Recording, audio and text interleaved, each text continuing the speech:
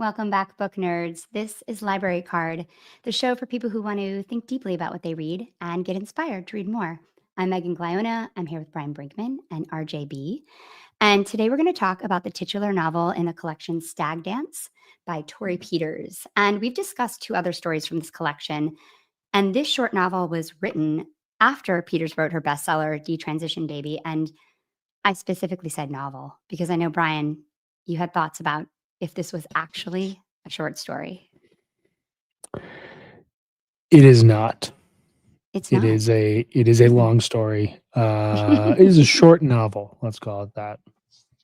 That's what she said. I heard an interview and she was saying that this is considered a novel, but she was actually talking about this idea of the perfect length story and how the other stories in this book are this odd length that are considered longer than most short stories, but are also too short to be a novel, and how they're kind of the perfect length if you're going to listen to them. Supporting audiobooks, Brian, there you go. If you were going to listen to them, like if your drive to work was an hour, if you could go there and back, you could hear one story in that time.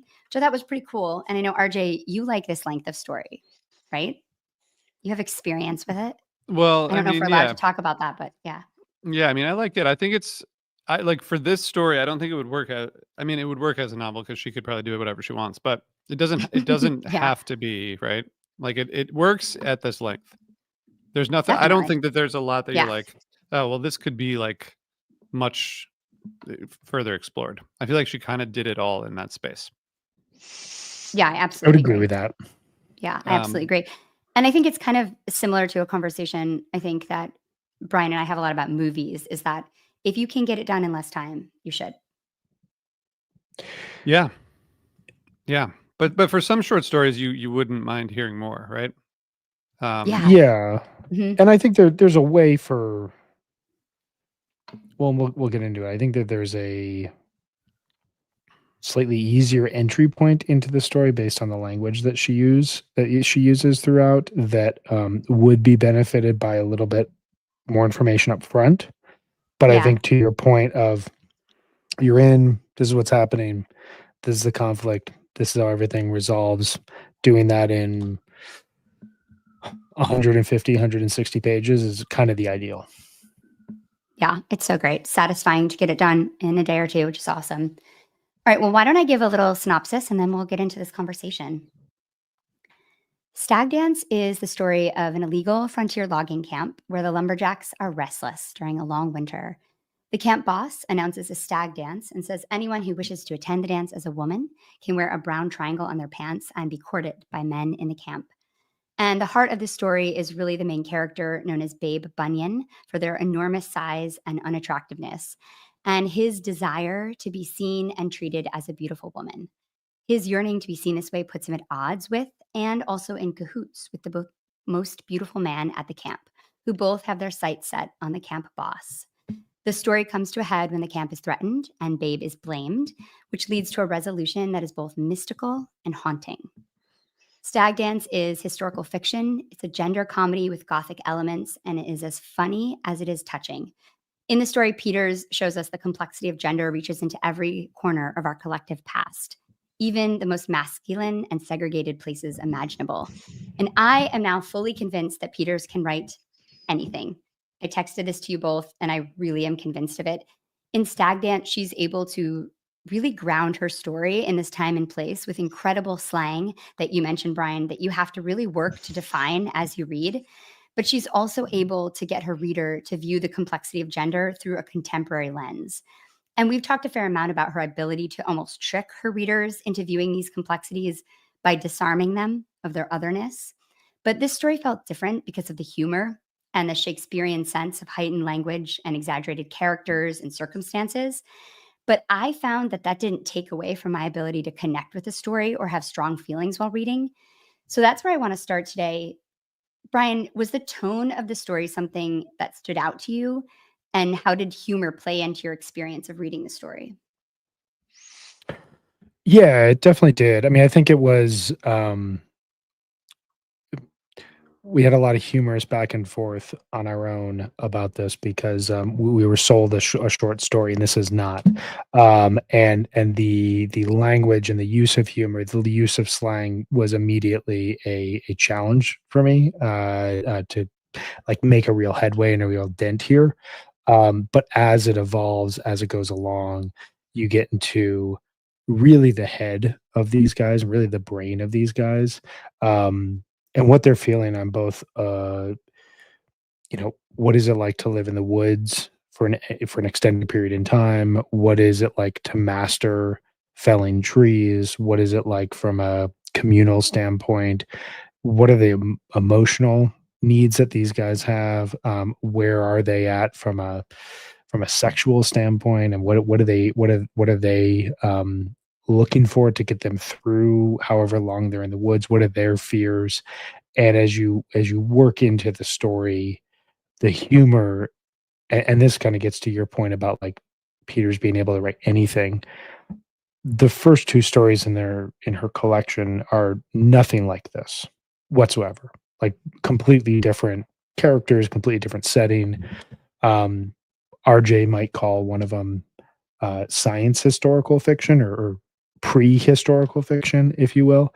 But this one, like We might be coining that phrase today.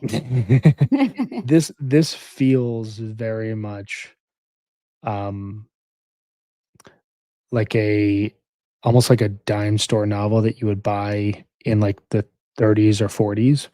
um that I can't believe that this author has the range to speak this way. And so as we got into the story, as it's evolving, then the trauma starts to set in, especially on the back end.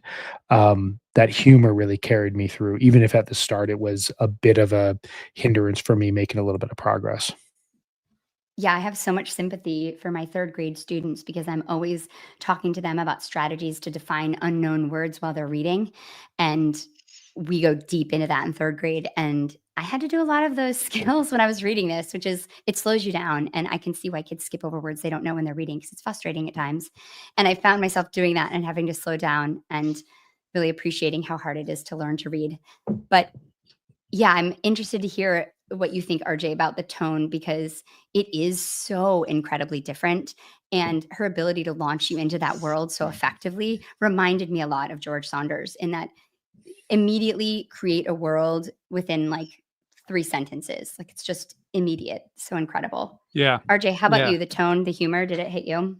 Yeah, yeah, and I think like just the framing of the story, which is like that and I mean it's part of the point of the collection, which you look at this across the four stories, which you all have, or we've almost all read at this point, but like it's really about these like the spectrum of all these ideas that Torrey Peters is like dealing with and has been through in a certain extent to a certain extent, but the fact that like the search for sisterhood, is like coming from these in a lumberjack camp is just like, I mean, it's such an amazing way to frame and contrast this. Like if you talk about like if she's looking at this particular story as part of the collection for like someone who's coming out or is thinking about it and looking and admiring someone else who has just come out or is one step further on the journey, like, if I was thinking about writing that story, I mean, I'm not gonna come up with this particular setting or idea or set of characters or tone or anything, it would be so much more basic because that's, where most people's brains start. So I don't know. I think it's just interesting how she took it to this place, which of course is like symbolic of being like a place where most people would think is just like it's the most masculine kind of scenario you could think of. Like dudes living in the woods, chopping down trees. It's like actually, Yeah. the definition of it, Well, So that contrast is amazing. yeah, sorry to interrupt you. She Yeah. actually came up with this because she is building a cabin by herself up in Vermont, I believe. And so she's in the woods cutting down these trees and thinking about her femininity and does it exist in this environment? And then went down this rabbit hole of research, which is just so fascinating. But I totally agree. I think her ability to place this idea of I love that you said sisterhood because I hadn't really thought about that, but that's really what Babe is searching for this whole time, is this recognition of I'm like you, you're like me, right? Like we can be the same and connecting in a way. Yeah, and I And do it's think just go ahead, Brian. I was just gonna there's one great moment where he's having he's sharing time with the camp boss. Something happens and they're having kind of a disagreement over what it means. And the camp boss is just like, look, whatever you need to do to survive the time that we're here, you do that and don't think anything more of it. And that becomes even further of like a dilemma and a debate in Babe's mind of, well, is this like a feeling I have that is a real thing, or is this just like I am fulfilling a need right now? And that ends up becoming its own kind of conflict within his head throughout the entirety of the book, which is great. And I Well, I think that's love that. that's like a pickup from that kind of picks up from the previous story. Yeah. The Yes. first one, right? Yes. And I Great think call. each of these stories have like one thing that then carries on to the next in terms of like the thematic nature of it. I don't know. It's really wild.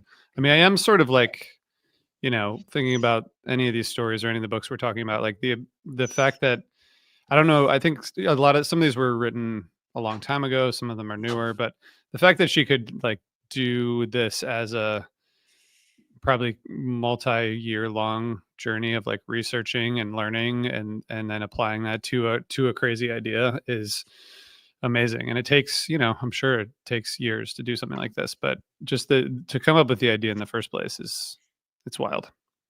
But perfect, like it's surprising but inevitable, which I think is like the whole idea.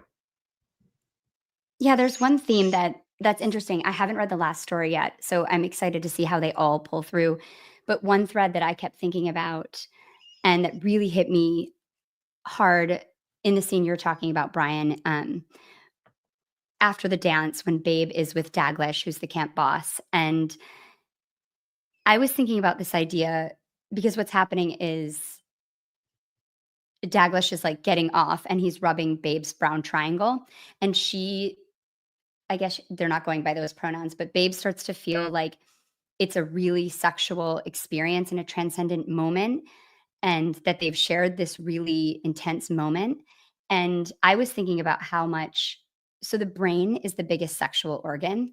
And I was thinking about that a lot when I read this story. And I realized it's something that kind of carries throughout all of these, is that sexuality can be experienced in unsuspecting ways and through non-conventional means, because Babe was living out the fantasy of being a woman and being rubbed like a woman, and it was more sexual and transcendent than anything they'd experienced before, even in like traditional sexual experiences. And I think this is true not just for transgender people, but for all people, that sexuality really lives in the brain first. And when you consider that, it's easier to understand the idea of being transgender, which is not just about sexuality, but it's about gender. But both of those things live in the brain, right? They don't actually have, like, our bodies are secondary to them and an important part of that, but it really all starts in the brain. And that's something I kept thinking about. And you see, if you think about The Chaser and that story, and how the main boy is constantly confused by what's in his brain about his sexuality and his desire. Mm, mm. And I Yeah. just thought that was really interesting in that you have this moment where this character who's, I think it's fair to say Babe's sort of simple in some ways, and they're experiencing this huge feeling and want to know if it's real. And like you mentioned, Brian, they're kind of confirming that with Daglish and coming up against, yeah, what is a part of me, and what is something that I'm doing to survive. But it's very clear to me, at least, that it is inherently in Babe, that those are desires that are true to them. Yeah, the experience that he has is clearly one of the more meaningful experiences of his life. And the way that she describes that whole moment and that whole scene, um, it's hard not to feel what is going on there. And like this Yeah. sense of awakening, but the sense of like satisfaction on a level that you kind of knew that you wanted, but never really knew was available or was there. But also the self-consciousness and the fear of like, does this other person feel this? And how is this going to change things once something has ended? Um, I mean, stepping back from it, like I think she just when we take these first three stories, she is writing some very challenging literature in a very challenging time. And I think it would be really easy for her to infuse these stories with kind of self-righteousness and shame for questioning who these people are. Um, very like overt political themes that feel a lot but don't really say a lot. You know, you see that in a lot of like oppositional writing, whatever it is. I think one of the things that's so fascinating about her writing is she takes here, like RJ was saying, the most masculine scene you could imagine. 15 dudes in the woods chopping down trees. Um, and she turns it into something that is so personal and so um complex from an emotional standpoint. And so she gets to say, you know, the societal level, political level argument that she wants to make. But because she's not actually making that argument, it hits that much deeper because you're actually thinking about this person as an individual and what they're going through. And so there's all these moments in all of these stories. I'll even throw in the last one. No spoilers, Meg. But you know, you get this sense in all of these stories of none of these people are perfect. They all have their own evil, you know, aspects like all of us. They're these deep flaws. Just because they are ostracized from this society for a variety of reasons does not mean that they're purely good or purely wrong. Like that complexity is really where it's at. And I think regardless what type of story you're reading, that is what you're ultimately looking for. And you get that in here in such a profound way. And this story, regardless of if it's a novel or a short story or a short novel, it accomplishes so much. I really was blown away reading this. Can we Yeah. can we talk about the ending? Just like we don't have to talk about the specifics of the plot if that's better. But what did you guys think of like the way that it wrapped up relative to the rest of the story? Like how did it land for you? Loved. No, Meg, you No, did I not like? loved Oh, the okay. ending. I like You're loved it. shaking I your thought head it was no, so I thought you said no. so perfect. I was just like thinking about like, yeah, it's amazing. I think the way that she's able to it's almost like you should have seen it coming because she has this idea of this like mystical creature that's like haunting the woods and makes them question their sanity and how you must feel like when you're in the woods like that. And then she has the connection to the mice, which is it's just so symbolic. And then in the end, when you don't know if he has become that, like has Babe become this creature, or are they just he's so misshapen and eaten by this mice and his wounds that he looks bad and so they don't recognize him, but Yeah. it doesn't matter, right? It turns it into this like gothic tale that I just think really elevates it. Yeah. Yeah. And I think like the monster character throughout, like what is the purpose of that? Is it to keep their distance from kind of reality? Like is that the point? That to me initially was, you know, I think that these fables, these stories are passed down and evolve for people who are living kind of on the outskirts of society, you know, on the frontier, if you will. And there's a lot to fear in the frontier. There's isolation, there's weather, there's lack of food, but there's also predators and there's also people out there and who knows what they know that you don't know. And they survive in these woods and you're just here passing through. So it felt initially like a connection point just to I guess this is where you may get the historical fiction aspect of it that you know this idea of these guys are from probably 150 years ago and these are stories that have been passed down from these woods. You know there's a horror element to just being in the woods night after night after night. But I think it then loops around as kind of the fear that Babe had his whole like throughout this whole period of is this feeling I have, this desire I have going to remove me from society and remove me from like the thing that he was most known for and best at was felling trees in a way that like, is on the level of like great athletes and what they can do. And, these just like brilliant minds that can do physical, or maybe not, we talked about him being a simpleton, but like, this physical feat that just blows you away. That is what keeps him in the camp. That is what proves him useful. But his desire is in complete conflict to that because of the sexual, you know, um, perceptions of the day and of the culture that he's in. So for him to ultimately turn into that is almost this full circle that you became what you wanted, but ultimately what you became was the death of you as a person. That's how I took it. I don't know if you guys got that. RJ, what did you think about the ending? Yeah, I mean, it was great. It was like, I read recently that I think it was like maybe Socrates. One of those people said that a great ending to a story is surprising yet inevitable, which is sort of like, Yes. and that works with this.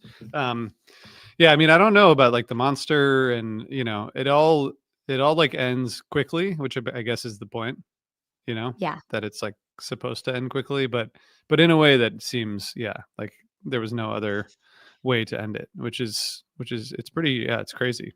I mean, all these stories have like a lot of violence in a way that I don't think you would necessarily expect if you like read the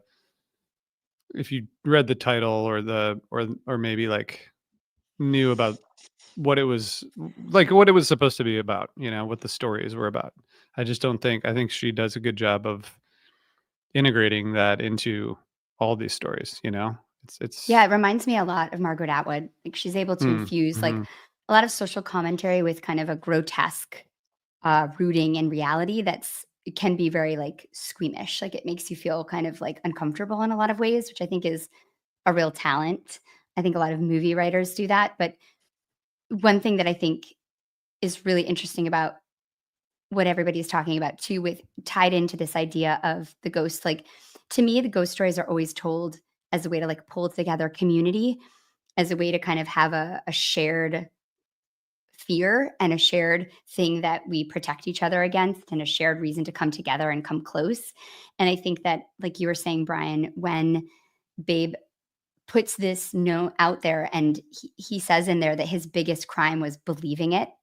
Like a lot of men put on the triangle, but he like believed it. And that was his biggest fault. And for that, he's eventually cast out because they were like, if you hadn't done that, nobody would have thought you would have sung this, and ratted out the camp if you had still been the same old Babe, if you had followed conventional norms, you hadn't been that.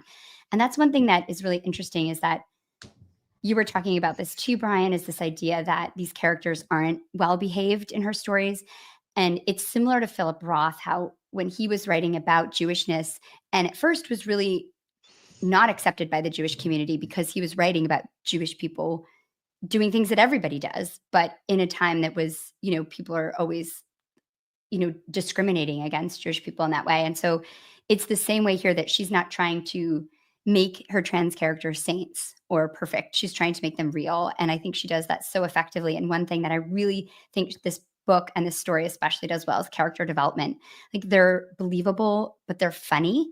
And they manage to hit the reader emotionally, but also being really enjoyable. And it really does remind me of Shakespeare in this way where you know something is very heightened and exaggerated, but you still believe it. It's kind of like the Puck from Midsummer Night's Dream in the sense of this. And actually, there's a lot of Midsummer Night's Dreams connection. There's a play within a play kind of here with the stag dance inside the story. And there's a way that if it's done right, like when Shakespeare's performed perfectly, it is hilarious and deeply emotional. And that's what this story is to me as well. And I think that is so hard to do. And I cared about these characters, even though they're so different from me. And I think it's incredible how she does that. Yeah, and I think she did that. I mean, just the first 3 stories, I think she did that brilliantly. Uh, yeah, This was fascinating.